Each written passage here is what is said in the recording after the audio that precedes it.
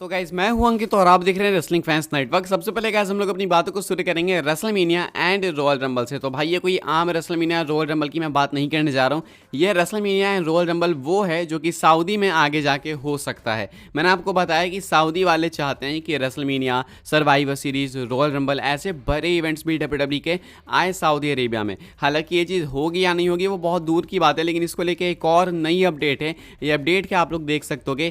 Chairman of Saudi Arabia general Entertainment Authority, Turki Al Sheikh says there are talks about the Royal Rumble and WrestleMania in Saudi Arabia for 2026 और 2027। तो aerial हेलवानी के MMAR में बात करते हुए तुर्की अल शेख ने यह चीज़ रिवील करी कि बातें चल रही हैं उनकी WWE के साथ रेसलमेनिया एंड रॉयल रंबल को सऊदी में कराने की किस साल 2026 या 2027 में। यानी कि भाई ये ज़्यादा दूर नहीं है, 24 तो अभी चल रहा है, अगले साल का रेसलमेनिया कंफर्म हो चुका है कि 2025 में वो लास वेगास होगा रेसलमेनिया 41। देन सीधा सऊदी में जा सकते हैं ये लोग, बिकॉज 2026 और 2027 की बात हो रही है। यानी कि पॉसिबली रेसलमेनिया 42 या फिर रेसलमेनिया 43, नहीं तो रॉयल रंबल 2026 या फिर रॉयल रंबल 2027 हमें सऊदी अरेबिया में देखने को मिल सकता है। अब देखो भाई, इतना तो मैं अब श्योर हूँ पर्सनली, मुझे ऐसा लगता है कि रेसलमेनिया अगर भले 2026-27 में हो ना हो सऊदी में, लेकिन रॉयल रंबल भाई इन दोनों में से किसी एक साल पक्का होने वाला है। लिख के ले लो गाइस, 100% कह सकता हूँ कि रॉयल रंबल 2026 या 2027 में सऊदी में होगा। बिकॉज अगर इन्हें रेसलमेनिया नहीं मिलेगा तो डब्ल्यूडब्ल्यूई अपने रिलेशंस अच्छे रखने के लिए रॉयल रंबल तो एटलीस्ट कराएगी ही कराएगी। हालांकि स्टिल मैं नहीं चाहता कि ये सऊदी अरेबिया में हो। इसके पीछे का एक सिंपल रीज़न यही है कि क्राउड काफ़ी डेड है वहाँ पे, रिएक्शंस बहुत कम आते हैं। अगर रॉयल रंबल कहीं बाहर में ही कराना है तो फ्रांस में करा सकते हैं, लंदन में करा सकते हैं, वो 100 गुना ज़्यादा बेटर होगा इस क्राउड से। बट स्टिल अगर रिलेशंस बरकरार रखने, अच्छे रखने, स्पेशली सऊदी अरेबिया से जो कि भाई पर पीएलई का इनको $50 मिलियन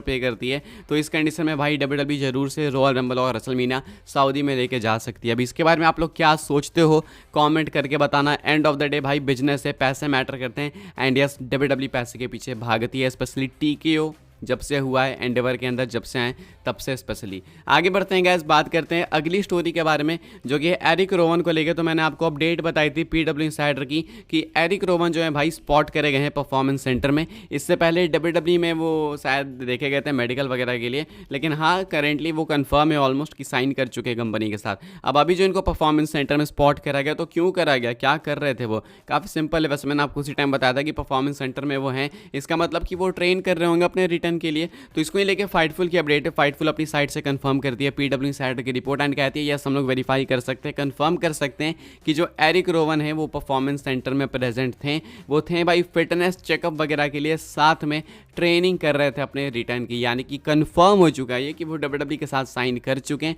तो वेट है तो सिर्फ वाइट 6 फैक्शन के आने का। जब वो फैक्शन आएगी, जब अंकल हाउडी आएंगे, तब एरिक रोवन भी हमें देखने को मिलेंगे। काफ़ी आइकॉनिक लगेगा एरिक रोवन को डब्ल्यूडब्ल्यूई प्रोग्रामिंग पे देख के। अभी के हिसाब से परफॉर्मेंस सेंटर में भाई वो मेहनत कर रहे हैं ताकि रिंग के अंदर वो बेटर कर पाएँ एंड किसी भी तरीके की कोई भी गलती ना हो वाइट 6 फैक्शन के अंदर उनसे। बिकॉज भाई एज हो चुकी है, रिंग रस भी होगा काफ़ी हद तक, तो उन सबके लिए भाई बेटर खुद को प्रिपेयर करना ही ज़्यादा सही है। तो अभी के हिसाब से एरिक रोवन वही करने पे ज़्यादा फोकस दिख रहे हैं। आगे बढ़ते हैं गाइस, बात करते हैं अगली स्टोरी के बारे में जो कि Jade Cargill and Bianca Blair को लेकर। बेसिकली बुकर टी ने भाई इनके ऊपर अपने ओपिनियंस दिए एंड बताते हैं कि क्या वो इनको मैनेज करना चाहेंगे। इसके बारे में वो आंसर करते हैं। तो रिसेंटली अपने पॉडकास्ट में वो रिवील करते हैं कि देखो मुझे कोई दिक्कत नहीं इन्हें मैनेज करने में, लेकिन एक है छोटी सी दिक्कत। क्या है वो, हालांकि दिक्कत नहीं बट स्टिल दिक्कत है, थोड़ी आयरनी वाली बात हो गई। तो क्या है आप लोग देख लो। WWE hall of famer Booker T was asked about potentially being the manager for women's tag team champions Bianca Belair and Jade Cargill. Answer कुछ ऐसा है, he said that he loves the idea but he doesn't want to be a manager for anybody, saying he does not want to be on the road anymore and is content just being a part of NXT। तो जब Booker T से पूछा गया कि क्या आप women's tag champs यानी Bianca Blair and Jade Cargill को मैनेज करना पसंद करोगे, तो बुकर टी कहते हैं कि आइडिया तो अच्छा है लेकिन मैं किसी का भी मैनेजर नहीं बनना चाहता। अब कहते हैं कि मेरे लिए अब ये पॉसिबल नहीं है कि मैं डब्ल्यूडब्ल्यूई के साथ टूर पे चलूँ, इधर जाऊँ उधर जाऊँ, अलग अलग जगह घूमूँ। अब मेरे लिए वो चीज़ पॉसिबल नहीं है एंड मैं वो करना भी नहीं चाहता। मैं बस NXT का पार्ट बन के रहूँगा कमेंट्री टेबल पे। ये कुछ बुकर टी ने कह के रखा है भाई। तो अभी के हिसाब से बुकर टी चाहते नहीं है मैनेज करना Jade Cargill and Bianca Blair को। इसके पीछे का रीज़न बस इतना है कि उनकी उम्र हो चुकी है एंड वो ट्रैवल नहीं करना चाहते, वरना उन्हें ये आइडिया पसंद आया। अगर शायद उनकी एज थोड़ी और कम रहती तो शायद वो इस चीज़ को ट्राई भी करते हैं। अभी के हिसाब से ये कुछ बुके टी ने आंसर करा है इस क्वेश्चन का। आगे बढ़ते हैं गैस, बात करते हैं अगली स्टोरी के बारे में जो कि है रोंडा राउजी को लेके। तो भाई WWE के डोर शट डाउन हो चुके हैं कंप्लीटली रोंडा राउजी के लिए। आपको मालूम होगा कि रिसेंटली में कितनी सारी कंट्रोवर्सीज के अंदर रोंडा राउजी परी भाई। कुछ उन्होंने खुद से क्रिएट करी, कुछ उनको घसीटा गया। कई बार हुआ भाई कि उन्होंने WWE को फालतू में ड्रैग करा है, कई बार हुआ कि रीजंस थे उसके पीछे। अभी रोंडा राउजी को लेकर अपडेट ये है कि WWE बिल्कुल भी रिलेशंस नहीं रखना चाहती इनके साथ, ना ही UFC। तो रोंडा राउजी की रेपुटेशन अभी रिसेंट में डाउन बहुत ज़्यादा हुई है। लोग बहुत हेट करते हैं रोंडा राउजी को, उनके खुद के प्लेटफॉर्म्स पे भी हेट करते हैं, उनके इंस्टाग्राम, उनके यूट्यूब वगैरह पे। तो WWE की ऑडियंस या WWE के बिहाइंड द सीन्स एम्प्लॉयज़ वगैरह तो भाई दूरी की बात है, वो कितना हेट करेंगे आप समझ ही लो। तो करेंटली रेपुटेशन इतनी ख़राब है रोंडा राउजी की कि ना ही उन्हें UFC वाले चाहते हैं, ना ही उन्हें WWE वाले चाहते हैं। एंड WWE के डोर्स उनके लिए बिल्कुल शट डाउन है, बिकॉज एक तो भाई ये जो TKO वाला कंट्रोल आया है एंडेवर वाला, वो बिल्कुल भी नेगेटिविटी में नहीं रहना चाहता है, क्योंकि उसके स्टॉक्स डाउन होते हैं एंड उन्हें ये चीज़ बिल्कुल नहीं पसंद है। तो ऐसे में भाई रोंडा राउजी के साथ किसी भी तरीके का लिंकअप आगे जाके WWE का नहीं होगा। अभी के हिसाब से ये अपडेट कुछ ऐसा बताती है।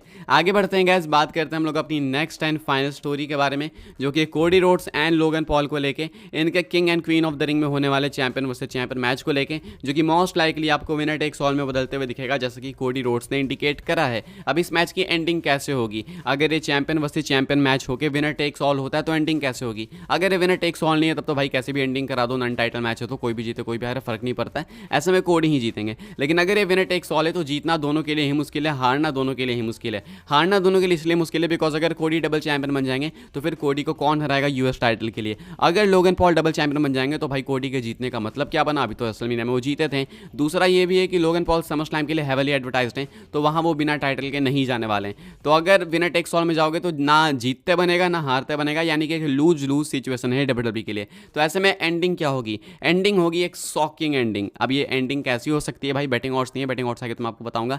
एंडिंग हो सकती है इंटरप्शन वाली, इंटरफेरेंस वाली, लेकिन इंटरफेरेंस कौन करेगा इसका आइडिया नहीं है। अभी के हिसाब से इनके मैच की एंडिंग एक ही दिख रही है कि डिस्क्वालिफिकेशन वाली एंडिंग होगी। एंड डिस्क्वालिफिकेशन तभी होगी जब ये दोनों सुपरस्टार्स कंपीट कर रहे होंगे एंड बाहर से कोई थर्ड पार्टी इंटरफेयर करे। तो ये कौन करेगा वो तो देखो देखना होगा।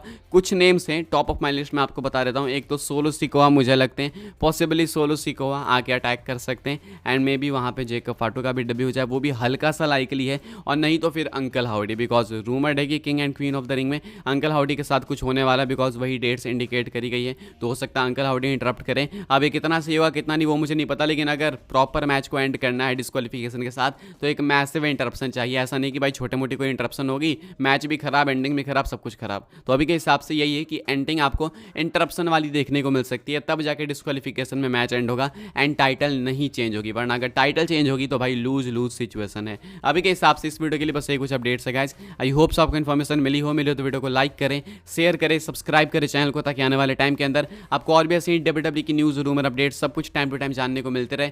फॉलो कर सकते हैं आप लोग मुझे इंस्टाग्राम एंड ट्विटर पर, लिंक आपको मिल जाएगी डिस्क्रिप्शन में। ज्वाइन कर सकते हैं व्हाट्सएप चैनल को, उसके भी लिंक है डिस्क्रिप्शन में। मिलते हैं अपनी नेक्स्ट ऑफर काफ़ी इंटरेस्टिंग वीडियो में।